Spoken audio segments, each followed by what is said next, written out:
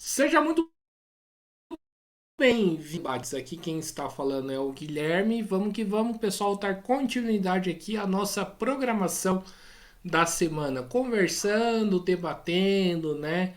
Falando sobre diversos temas de extrema importância para aqueles que visam, busca, né, a transformação social né, do status de coisas, né, que nós estamos passando.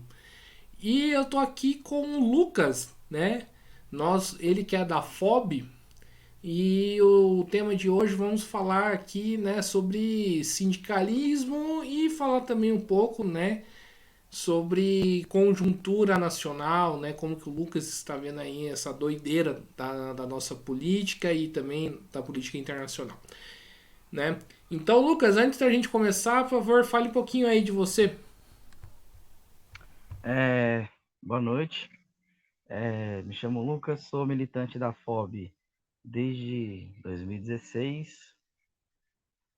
Comecei no movimento estudantil. Atualmente eu transito aí um pouco do sindical para realizar atividades mais gerais. Eu sou formado em Ciências Sociais pela Universidade Federal do Vale do São Francisco, a Univasf. Tenho 27 anos. Acho que é isso por enquanto. Aí a gente vai desenrolando aí.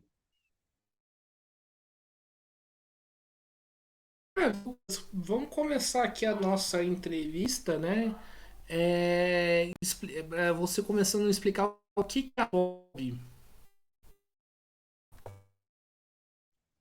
Acho que cortou um pouquinho, mas você perguntou o que que é a FOB, é isso? Beleza, vamos lá. A FOB, ela é uma organização que constrói a luta, né, da classe trabalhadora a partir da perspectiva do sindicalismo revolucionário. O sindicalismo revolucionário é uma estrutura de organização, né, que historicamente é uma estrutura de massas, né, que é o que a FOB constrói para se tornar uma organização de massas, que visa construir a partir dos organismos de classe, da classe trabalhadora, um sindicato unitário que reúna todo o conjunto da classe numa perspectiva de revolução, né? Então, a gente tem algumas diferenças com outras perspectivas de sindicalismo, quando a gente fala em sindicalismo revolucionário. Sindicalismo revolucionário, ele remete à tradição da primeira internacional, né? Que é a internacional onde atuava lá o Bakunin, o Marx, né, o Proudhon e outros militantes socialistas, né? Então, a FOB ela vai retomar essa tradição, né, e buscar né, a partir de alguns princípios, né, que surgem com esse sindicalismo da Primeira Internacional, mas que são firmados lá com a Carta de Amiens. Eu não sei a pronúncia está correta, tá? Mas mas é isso, né? A Carta de Amiens vai trazer aí escrito, né, de forma escrita e vai oficialmente fundar o sindicalismo revolucionário quanto linha política de atuação. E aí a FOB é essa organização no Brasil que reivindica essa tradição, né? A FOB existe desde 2010, né? A REC, que é a Rede Estudantil Classista e Combativa, surge em 2009 e os militantes que fundam a REC um ano depois, logo em seguida, se reúnem e fundam a FOB também. A FOB ela surge em 2010 com o nome ainda de Fórum de Oposições pela Base, né, no momento em que a luta de classes vinha de um refluxo muito longo do petismo, né? Então, a FOB, na época, né, ainda quanto Fórum de Oposições pela Base, reunia naquele momento um número um pouco mais reduzido de quadros muito bem formados e trabalhava uma política de oposição onde tinha atuação, né? A partir de 2017, com o segundo congresso, né, que é o ENOPS, Encontro Nacional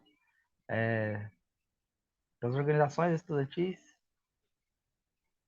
Encontro Nacional, eu sou muito ruim com sigla, mas é o ENOPS, depois eu posso pegar ali o materialzinho, dar uma colada. Encontro Nacional das Organizações Estudantis e Sindicais. Acho que é algo assim. Das oposições estudantis e sindicais, isso aí. ENOPS.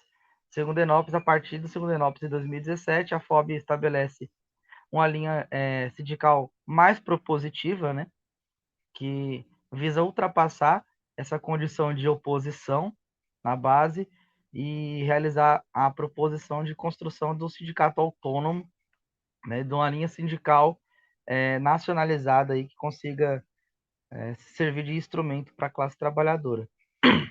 Então, de um modo assim sintetizado, a FOB é essa organização no Brasil que remonta essa tradição e que desde 2009 ou 2010, 2009, 2010, vem travando esse processo de luta para a reconstrução de uma tradição sindicalista revolucionária no Brasil, né? E também, obviamente, da Revolução Socialista. Entendi, né? Então vamos aí para a primeira polêmica, né, da entrevista, né? Por que sindicalismo autônomo, né? Não seria muito mais certo continuar atuando pela paz e formando oposições, né? Porque a classe operária não tá nos seus sindicatos, né, tradicionais, né? Então a gente tem que estar onde a classe está, né? Então, a gente entende que os sindicatos atuais eles têm limitações, né? Então, e aí isso parte da análise do desenvolvimento do sindicalismo brasileiro. A partir do momento que primeiro que assim, a FOB ela surge, né, a REC e a FOB vão surgir ali no ferver dessas lutas, né, sindicais aí dentro do próprio sindicalismo oficial enquanto oposição.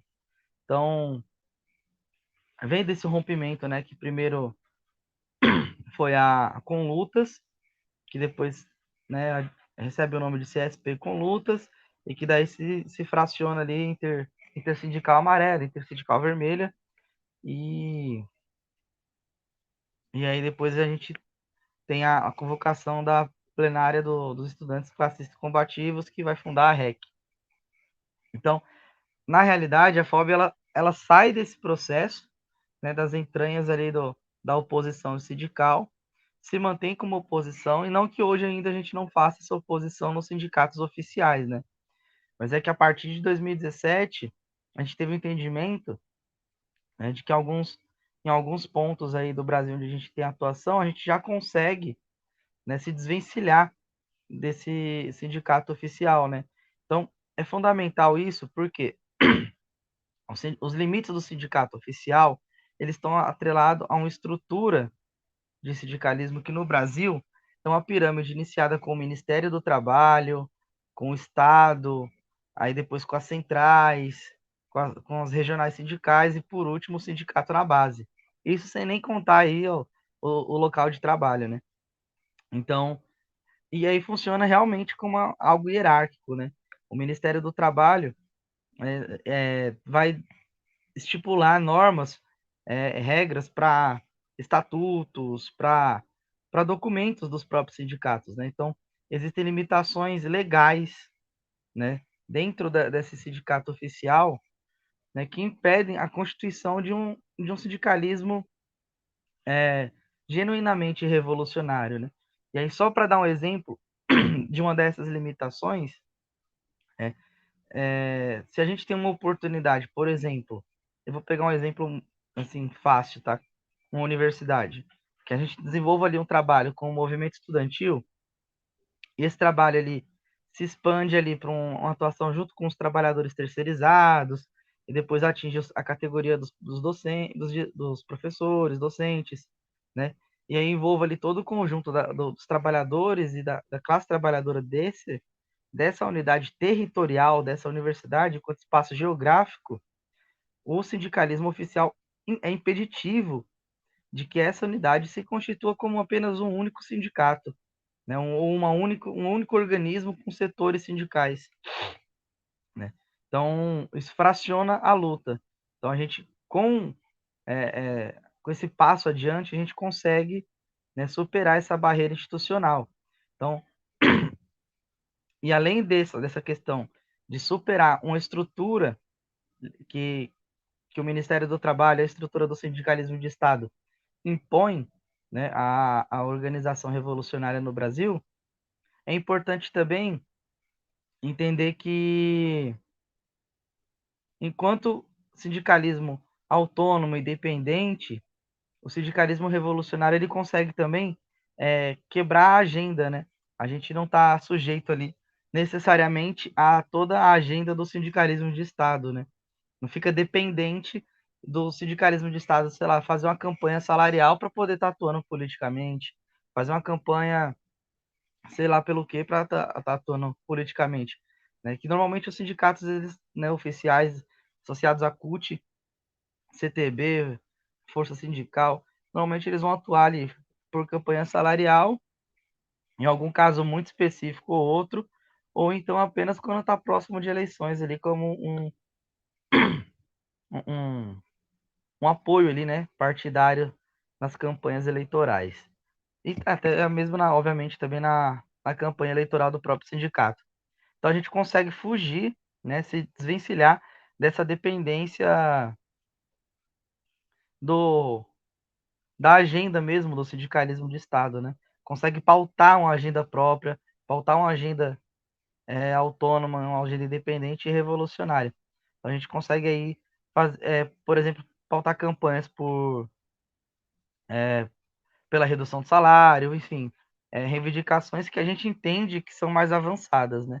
Eu acho que tem um ponto assim que deu para entender um pouco como é importante esse movimento de se desvencilhar, né, do sindicalismo de Estado foi na pandemia, né, onde a gente conseguiu ali, em algumas localidades, organizar terceirizados, organizar, né, que foi o caso também ali do Vale do São Francisco, com o Comitê de Defesa dos Trabalhadores Terceirizados, né, onde a gente conseguiu fazer um processo de luta para que a universidade garantisse os EPIs, garantisse o álcool gel ali, e que os sindicatos oficiais ficaram, né, na política do fique em casa e na política da abdicação da luta, né?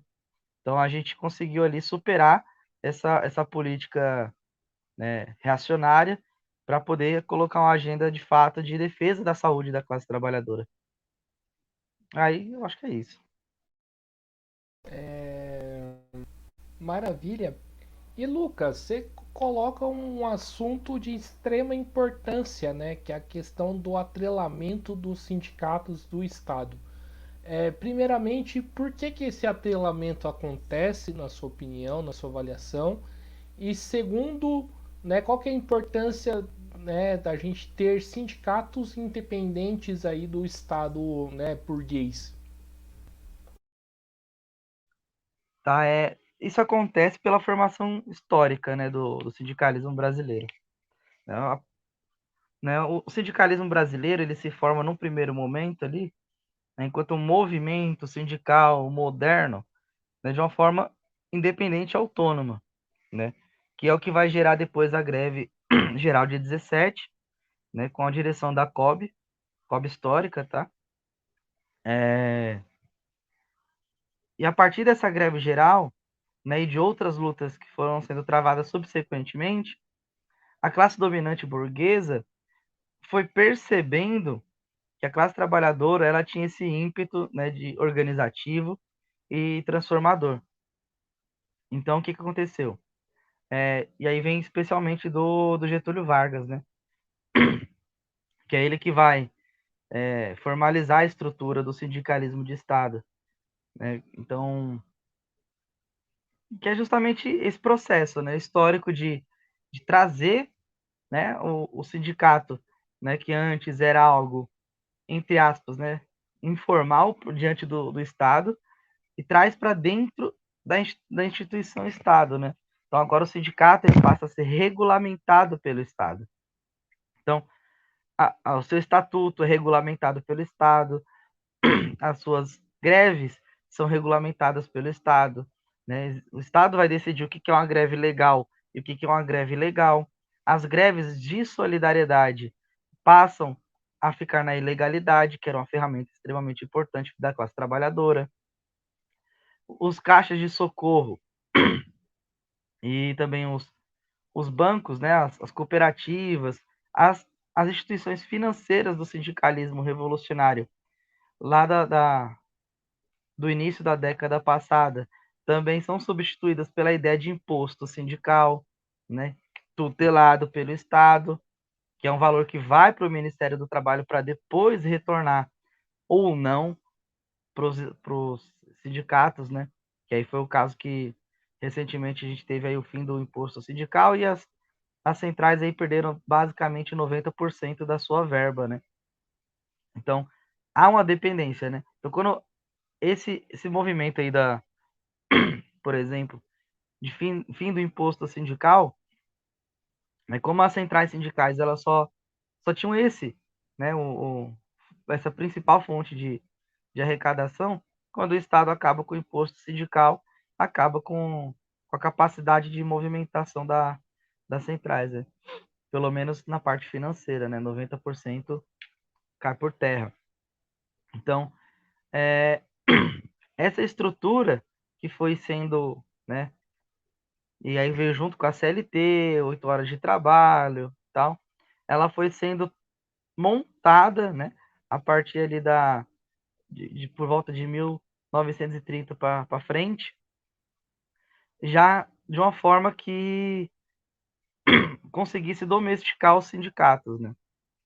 Então, a estrutura historicamente montada, né, que especialmente o Getúlio Vargas teve essa percepção do perigo que seria para a classe dominante burguesa, a classe trabalhadora autônoma e revolucionária, né? Então, ele institucionaliza, né, inicia esse processo de institucionalização dos sindicatos para poder, de fato, aí fazer um processo de contenção, né, de domesticação das lutas. E esse processo, claro, ele atinge o seu auge máximo ali de domesticação com a ascensão do governo do PT, né, do primeiro governo Lula, ao Estado, né? Aí, de fato, realmente os sindicatos deixam de vez de ser ferramenta da classe trabalhadora contra o Estado burguês e a classe burguesa e passam a ser, na verdade, uma ferramenta burguesa de domesticação da classe trabalhadora. Lucas, eu penso o seguinte sobre esse tema do imposto sindical, né? Não está na hora de os sindicatos, as centrais sindicais buscarem outras formas de financiamento, né? E qual que é a dificuldade de se fazer isso? Tá, a primeira coisa da dificuldade de outras formas de financiamento é a seguinte: salário mínimo no Brasil baixíssimo, poder de compra baixíssimo, carestia de vida lá no alto. Quando a gente tem a instituição do imposto sindical, esse trabalhador ele vai, né? Hoje já não tem mais essa situação, mas quando a gente tinha, né, um imposto sindical, esse trabalhador já estava ali contribuindo uma parte do seu salário, né, com o Ministério do Trabalho para sustentar as centrais sindicais, que pelos trabalhadores pouco ou nada faziam. Então, isso era um impeditivo para que esse trabalhador contribuísse de outra forma com algum sindicato autônomo que ele se sentisse ali mais representado, né? Então, o primeiro ponto, a dificuldade financeira da própria classe trabalhadora. Segundo ponto, com a institucionalização dos sindicatos, né, desde 30 até hoje, né, são 70, quase 100 anos já, né? 77 anos. Então, é um processo que, ao longo do tempo, fez com que a classe trabalhadora perdesse uma tradição, né, de autofinanciamento, né?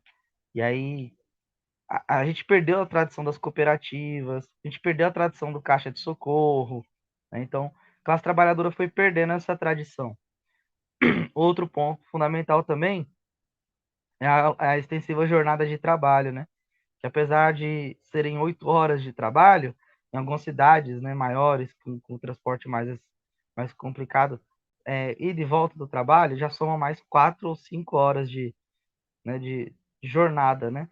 Indo e trabalhando e voltando para casa. Então, de 8 a gente já pula para 13 horas do trabalhador aí ocupado com o trabalho, né? Com o exercer do trabalho para sobrevivência.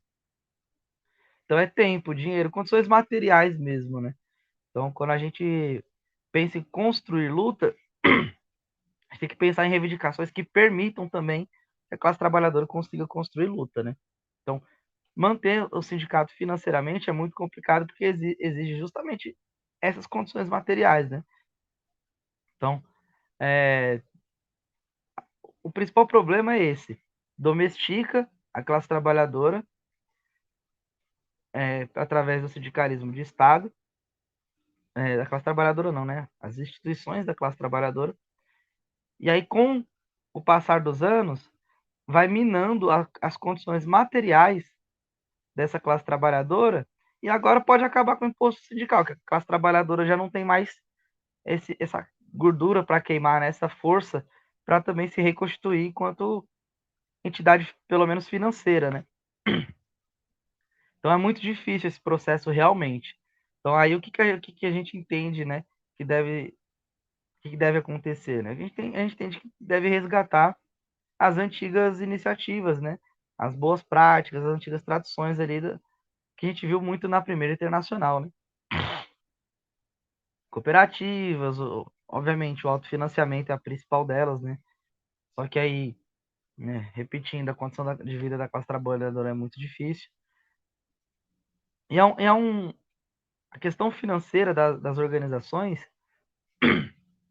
é algo que ainda é muito pouco debatido, né, dentro de todas as organizações da esquerda brasileira, né? Você vê muito pouco esse debate. E é um debate assim fundamental, né, para qualquer avanço. Mas aí você pode perceber que todas ou quase todas as organizações que não estão associadas ao Estado não recebem imposto sindical, não recebem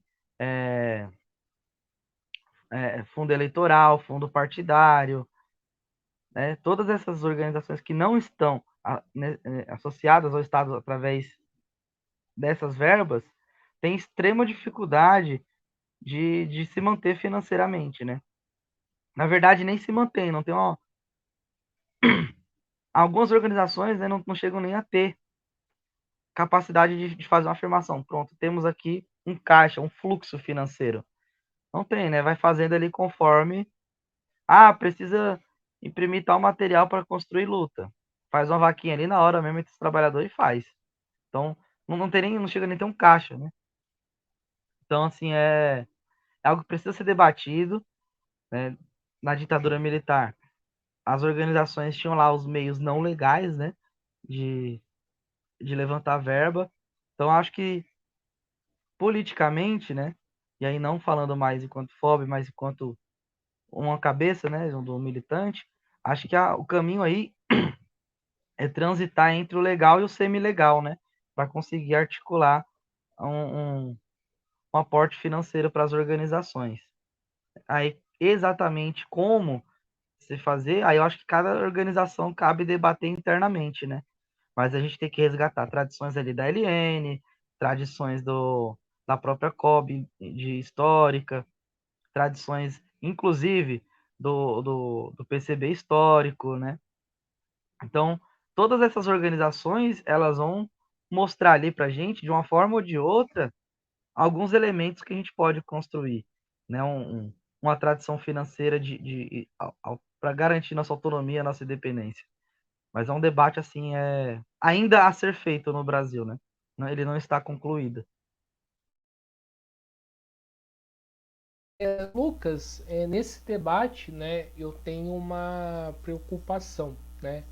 Eu acho que de fato, né, o imposto sindical acaba domesticando aí as entidades da classe trabalhadora, né?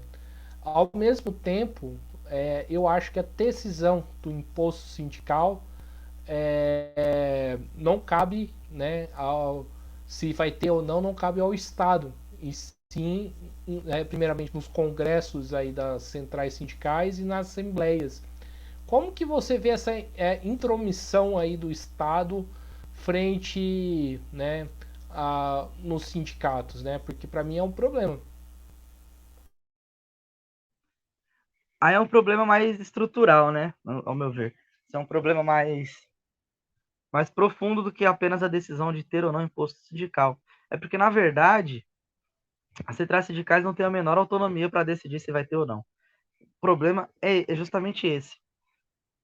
Quem decide sobre o sindicalismo brasileiro é o Ministério do Trabalho, é o governo do Estado. Esse é o problema.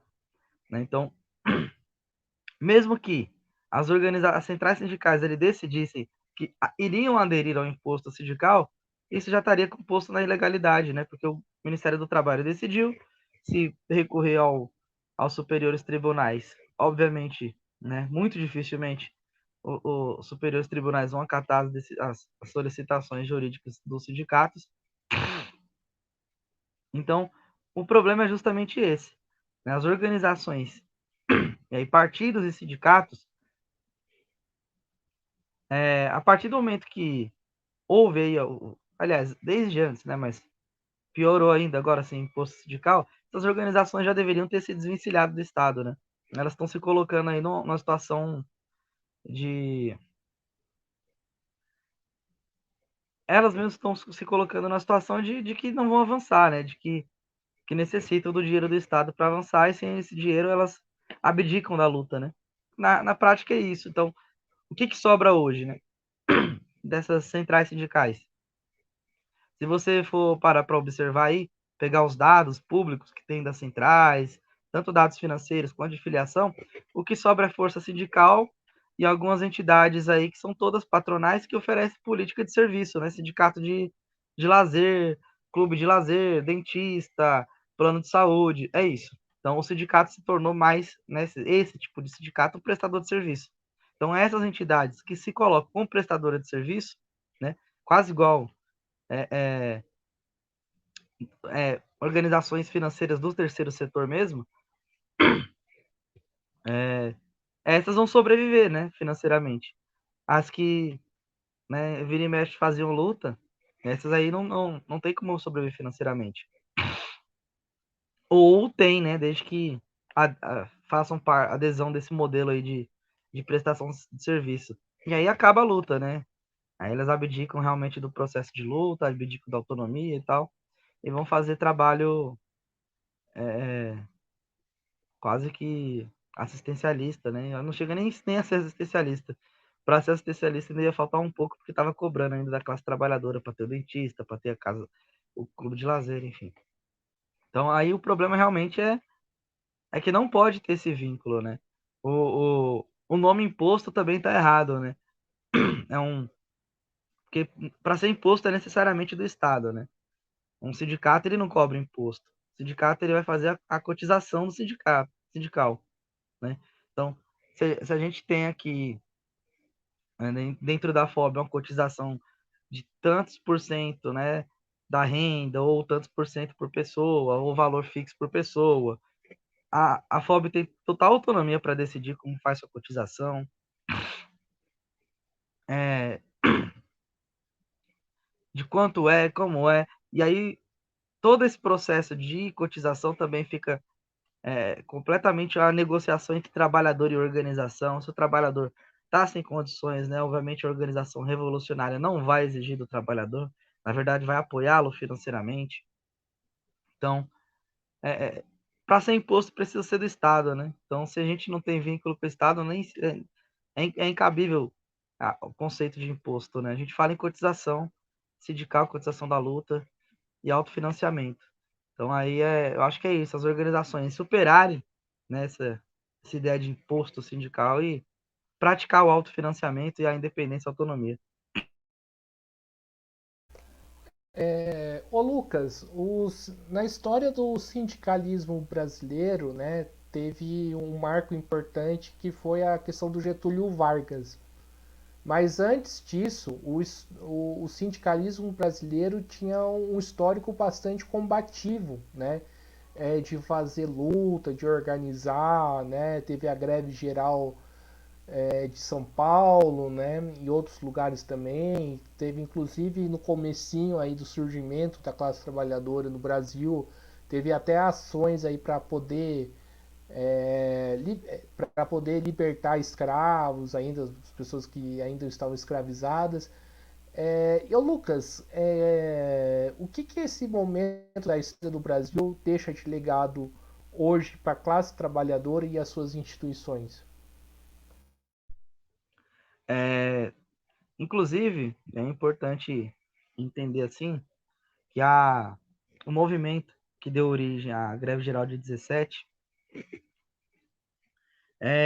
foi um movimento que se iniciou antes de 17 e que se estendeu até depois de 17. Inclusive, a gente tem, em 1918 também, uma tentativa de tomada de poder, né, da capital de São Paulo, uma tentativa armada, né, com o que ficou de militantes ali que vieram, né, da greve de 17. Então, é um movimento que veio tomando corpo desde antes de 17, né, e que naquele momento estourou a greve e a limitação, né, ao meu ver, foi justamente pela falta de uma direção revolucionária, né? Apesar do sindicalismo ali naquela época ser de tradição sindicalista revolucionária, faltou uma direção para o ímpeto revolucionário da classe trabalhadora, né? Faltou uma decisão de tomada do poder em 1917. O problema é que essa decisão só foi tomada um ano depois, né? Quando ali já o movimento já tinha enfraquecido. Então aí faltou de forma mais organizada, uma organização bem estruturada para poder direcionar esse sindicalismo revolucionário em 17. Né? E aí os remanescentes de 17 se organizaram ali em 1918 e tentaram fazer essa tomada do poder, mas ali já não havia mais condição política para tal, né? Então, o que eu entendo? Essa tradição sindical revolucionária do Brasil, brasileira, ela é importante aqui também colocar, antes de eu falar o que a gente consegue trazer de lá, que a tradição sindical no Brasil é, em sua essência, um sindicato revolucionário. Né? O movimento sindical brasileiro ele tem origem no sindicalismo revolucionário. Né? Isso é importante pontuar para que não se perca na história, né? De que todo o movimento sindical que daí se seguiu deve, né, muito à tradição do sindicalismo revolucionário. Então, e aí, o que a gente pode trazer? A gente pode trazer de acertos desse movimento sindical revolucionário do início da década passada, as políticas financeiras a forma de estrutura da organização na época dirigente que era a COB, né? E aí tem vários materiais que vão pegar, inclusive organogramas, de como funcionava, né, a organização dos núcleos da COB. Isso é muito importante, porque estrutura, aquela estrutura não é só uma estrutura no papel. Né? A estrutura da COB, que a gente pega o organograma, era estrutura viva, né? Ali se movimentavam pessoas, né? Diferente do que a gente imaginar uma organização ideal e botar no papel. Não, ali eram organismos que funcionavam, né? Vivos. Então, é importante a gente retomar isso, né? Pegar como é que se estruturava organizadamente, como é que se organizava um núcleo, como é que se organizava uma seção, um ramo de trabalho, como é que um ramo atuava com o outro, como é que, enfim, como é que se organizava uma greve, uma plenária, um piquete. Então, tudo isso, toda essa tradição a gente tem que resgatar. As reivindicações, né? Hoje em dia, qual organização hoje em dia faz uma campanha por redução da jornada de trabalho? É muito difícil, né? A gente está tão na defensiva que algumas reivindicações históricas da classe trabalhadora caíram no esquecimento, né? Então, naquela época, a principal reivindicação era a redução da jornada de trabalho. Então, hoje você não vê as organizações colocando isso em pauta, né? Então, é retomar as grandes reivindicações, é retomar as políticas financeiras que eles tinham, né? Naquela época existiam várias cooperativas, né? Diversas e diversas, que conseguiam sustentar ali os organismos, né? Sindicais e tal. Inclusive, os sindicatos eles podem ter também suas iniciativas financeiras, né? Próprias, né? Ou associadas à cooperativa, ou própria, ou, por exemplo, eu vou pegar um exemplo de hoje, que a gente tem algumas iniciativas que tem na FOB, mas que não é exclusiva da FOB, né? Mas que hoje vem tomando corpo, que são organismos de propaganda, né? Especialmente editoras. Esse é um instrumento importante, né? Na época da Primeira Internacional, o que existiam mais eram jornais, né? Jornais e revistas. E nesse atual momento político, acho que desde 2016 para cá começou a surgir várias editoras independentes que foram sendo, ao mesmo tempo, importantes como instrumento e organismo de agitação e propaganda, como também de instrumento e organismo financeiro, né? E aí eu sei que, além da FOB, o PCB tem alguns desses organismos, né? Inclusive na internet e tal. Outras organizações também têm, acho que o pessoal tem, o P tem. Então isso foi pipocando, né? Então, os maoístas têm também, né? O jornal.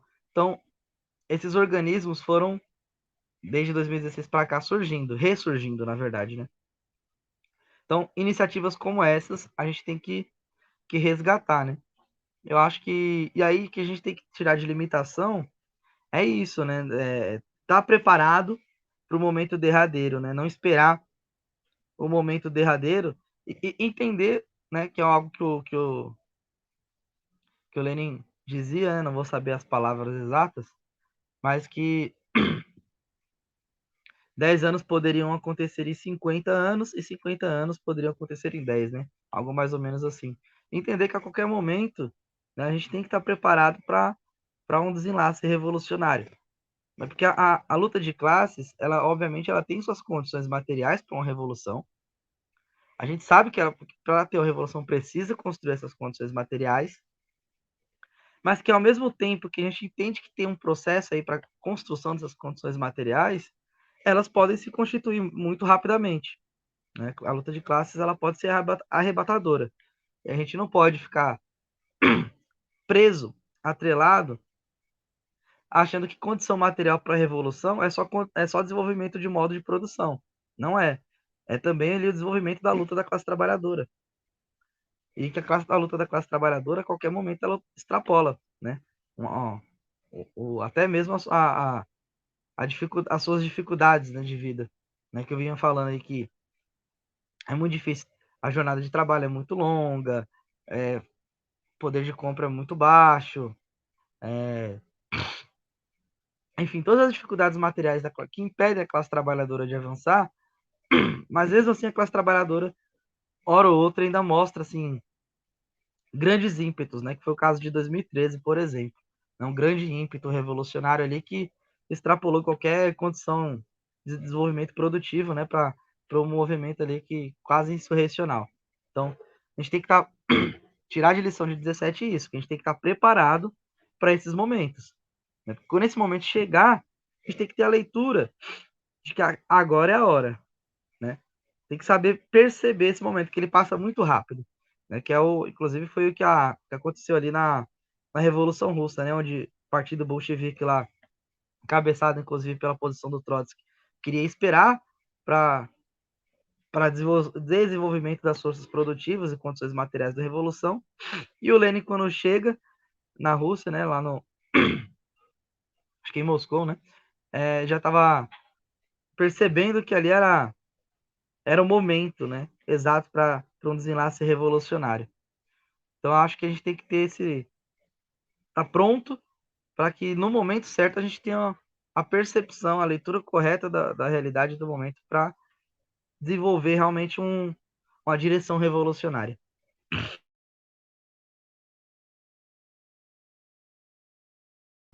Maravilha, Lucas.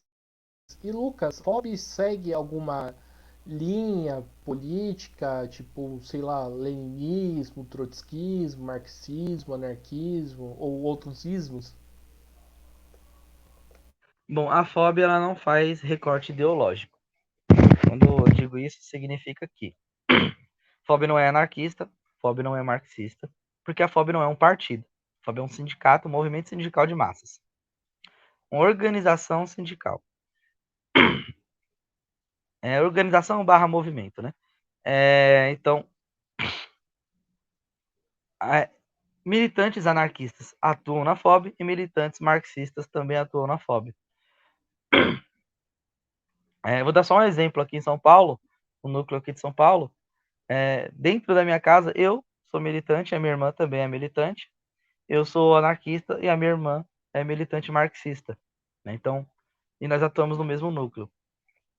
Então, a gente reúne ali militantes, né, das diversas ideologias socialistas. Que a gente pode afirmar que a FOB luta pelo socialismo, né? E aí numa concepção de socialismo que não é a concepção de transição, né, do leninismo, mas uma concepção de socialismo que eu digo no sentido de coletivização e socialização dos meios de produção, né? Uma concepção mais ampla aí de socialismo. A FOB é socialista nesse sentido, mas aí ideologicamente ela não tem esse recorte, né? Então entram militantes com referências aí do marxismo, do leninismo, aí do trotskismo eu acho que é difícil entrar, mas não seria impeditivo, tá? Porque eles realmente não têm o costume. Mas aqui em São Paulo a gente também tem relações muito boas com organizações, né, trotskistas, né? Tem o pessoal da LOI, né, e o pessoal do... A gente teve também ótimas relações com o pessoal do POR, né, apesar de ter um pouco mais de divergência, mas a gente estabelece aí alianças táticas, né, vira e mexe com trotskistas também. Mas sempre transita aí pessoas com as mais variadas referências dentro da FOB, assim. Desde o pan-africanismo socialista, de Thomas Sankara, enfim. Vem de tudo um pouco, sabe?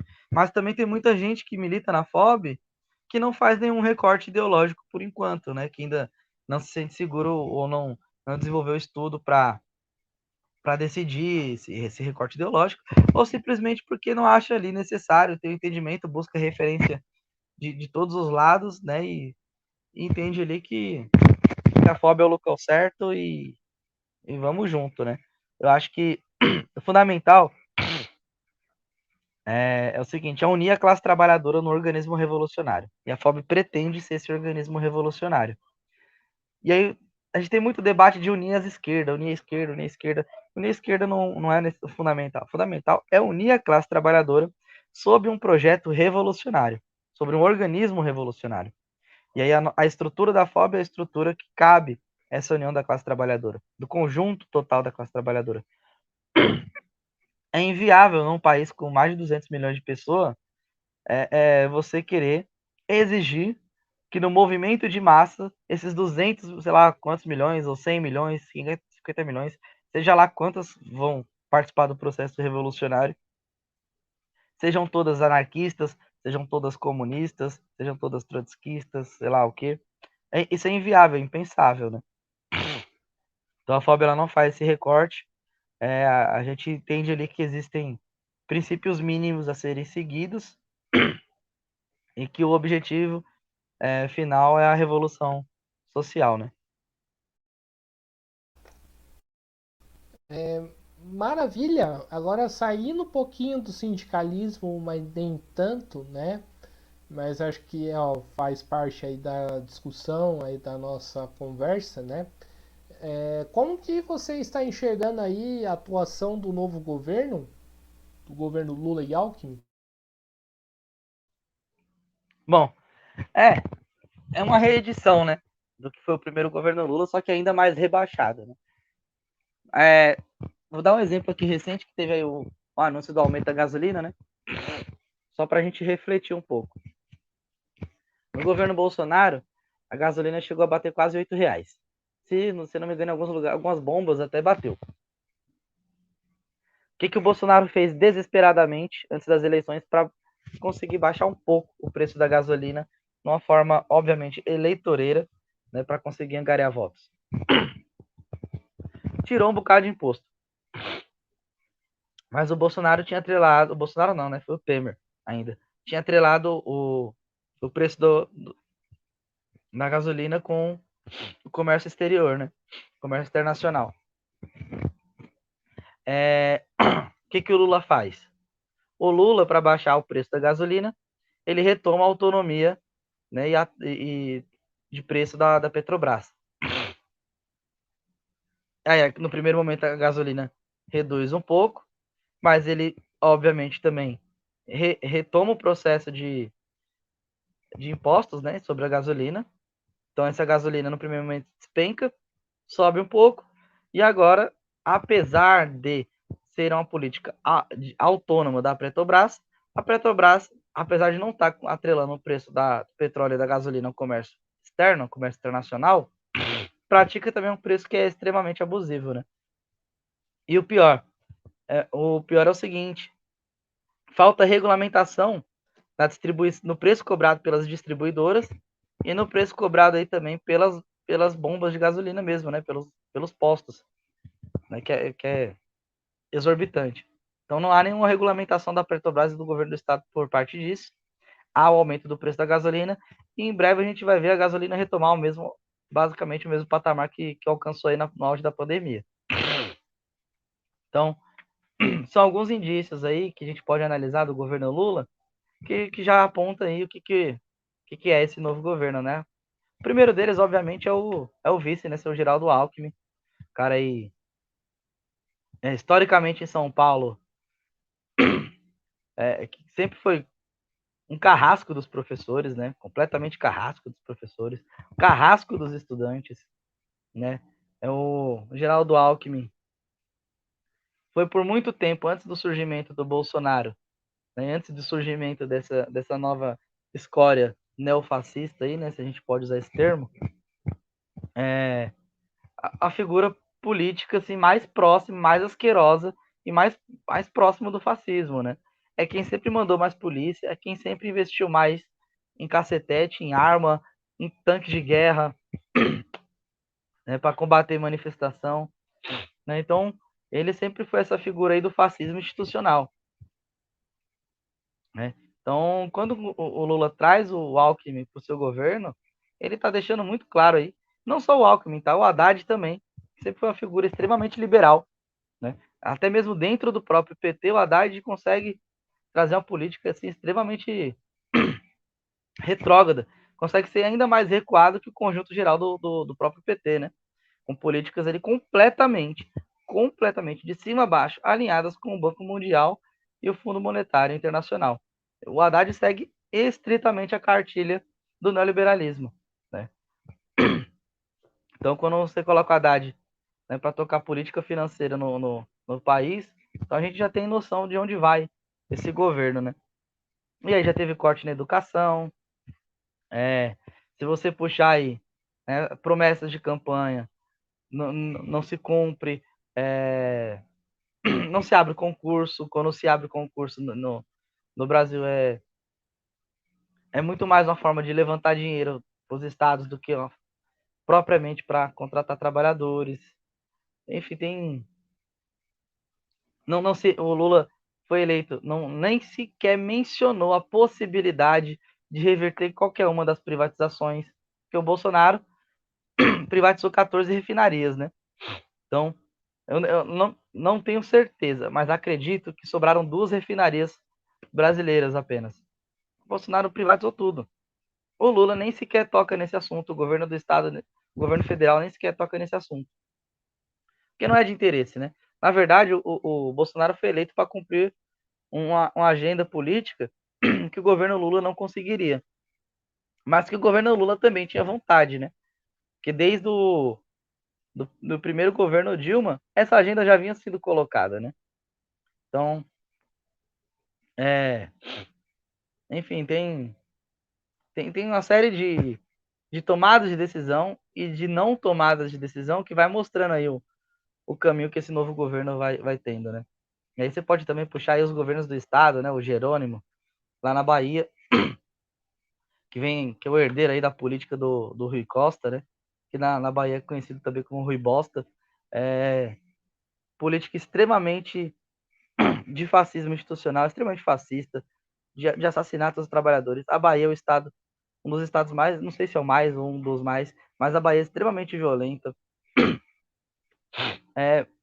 Aquela região, Feira de Santana, Salvador, morre gente preta e pobre todo dia.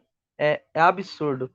A gente fala muito no Rio de Janeiro, mas aquela região, o que o governo da Bahia faz com a população preta e favelada é criminoso. Chacina atrás de chacina, é corpo sumindo, é um negócio assim bizarro. E me vem o Jerônimo e tem a cara de pau, recentemente, de falar na entrevista que estão atacando a polícia militar da Bahia injustamente, que é uma injustiça que se faz com a polícia militar da Bahia. O Jerônimo, ele é um canalha, é um sem vergonha, enfim. Então, não só, obviamente, o governo do estado, mas todos os poucos lugares que o PT conseguiu aí se eleger, vem mostrando aí um novo direcionamento aí completamente ao neoliberalismo, à política de repressão. É porque é isso, né? O neoliberalismo é isso. A gente tem o costume, a gente não, né? Mas tem-se o costume de dizer que o neoliberalismo é menos Estado, mas na prática não é, né? O que acontece no neoliberalismo é que o investimento estatal ele é deslocado de um eixo para outro, né? Ao passo que você tira o investimento financeiro do Estado, presença de Estado, em desenvolvimento de força produtiva, desenvolvimento de refinaria, de distribuidor e tal, você aloca isso em repressão, né? Então, há uma o Estado, em essência, ele é repressão. Então, na verdade, o neoliberalismo é, é o Estado em sua essência mais pura, né, que é um Estado unicamente repressor. Que aí você não tem Estado para a saúde, você não tem Estado para a educação, você não tem Estado para transporte público. O Estado ele some de todos os setores, menos da repressão, menos da ocupação tática policial, né? Então,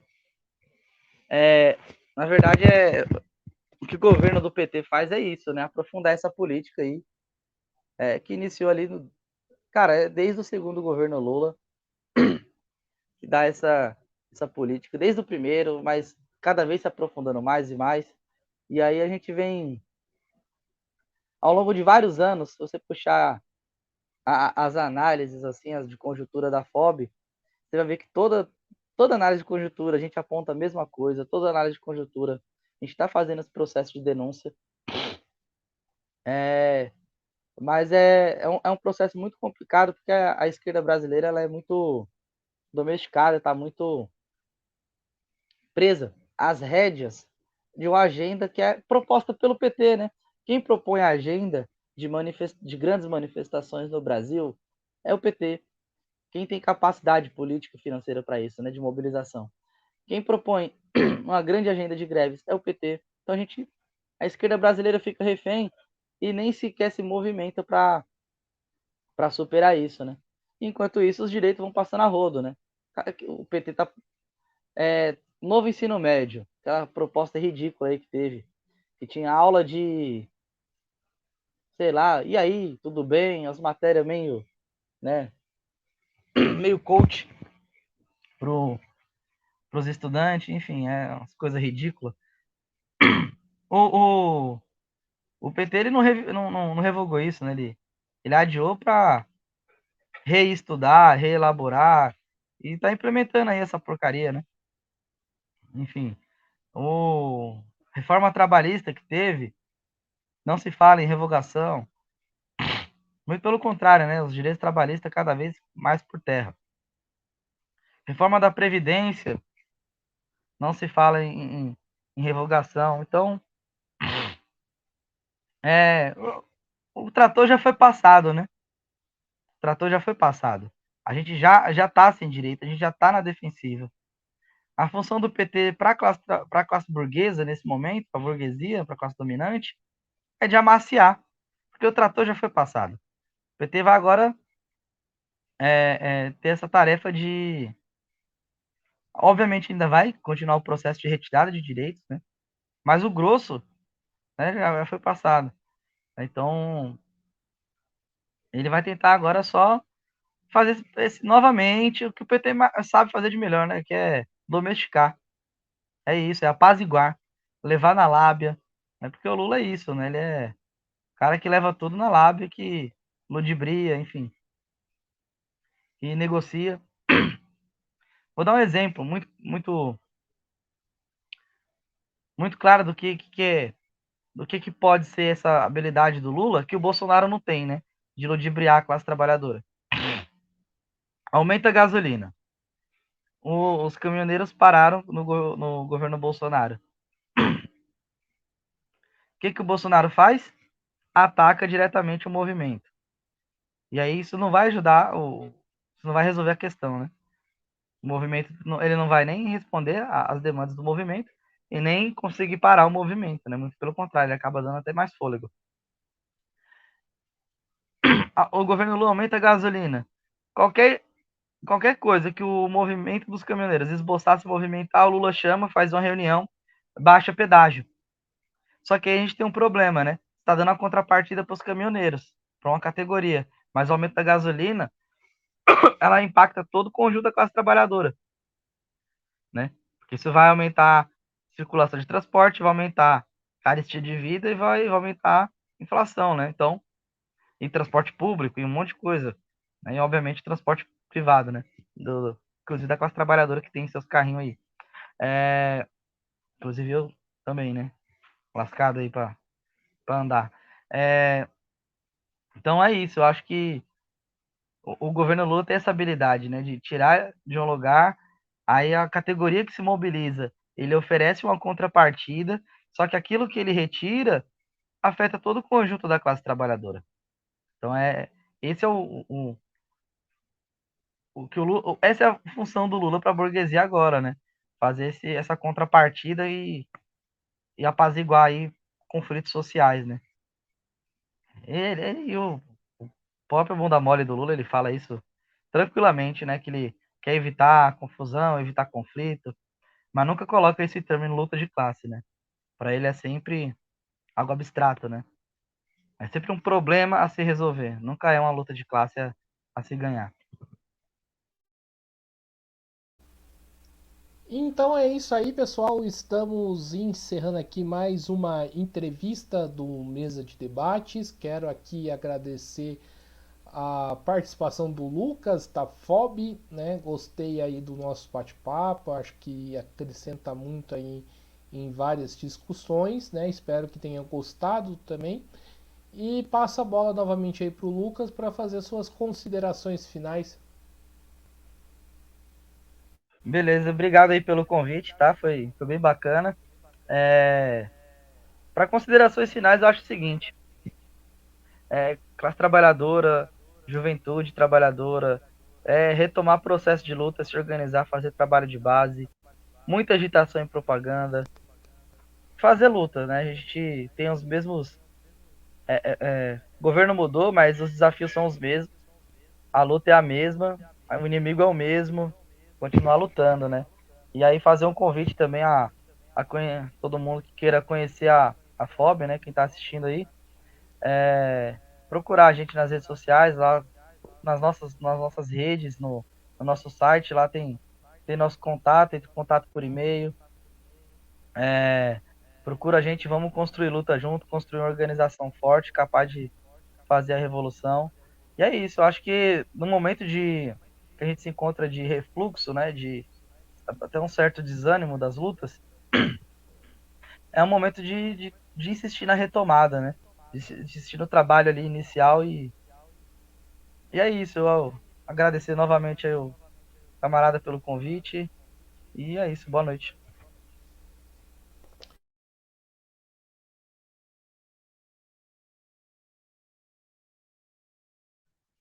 O microfone está fechado. Ah, valeu, um pequeno erro aqui. Então, repetindo tudo de novo. Mais uma vez aqui agradecendo ao Lucas, agradecendo também a você que estiver nos assistindo. Peço aí que se inscreva no canal podcast Mesa de Debates de Tudo Um Pouco, acompanhe o nosso trabalho, curta, compartilhe, comente os nossos vídeos. Essa semana vai ser bastante interessante, né? Porque vamos estar cobrindo, né, o evento, né, sobre Leon Trotsky que vai ocorrer na PUC e na USP. Né? Hoje quem está fazendo a cobertura é o Ulisses, amanhã, né, eu vou estar presente. E, né, e também curta, também comente outros vídeos também, né, se inscreva no canal. Além disso, segue a gente nas nossas redes sociais, Facebook, Instagram e TikTok. E quem puder contribuir aqui com o nosso Pix, 385 007 02800 CPF. Nós somos uma mídia independente, não recebemos dinheiro nem do Estado e nem do capital privado e nem queremos. E, né, além disso, também contribua aí com o nosso Padrim, www.padrim.com.br/podcast mesa de debates. Então é isso aí, pessoal, a programação continua. Estou saindo de uma entrevista e indo para outra. Um forte abraço e fui!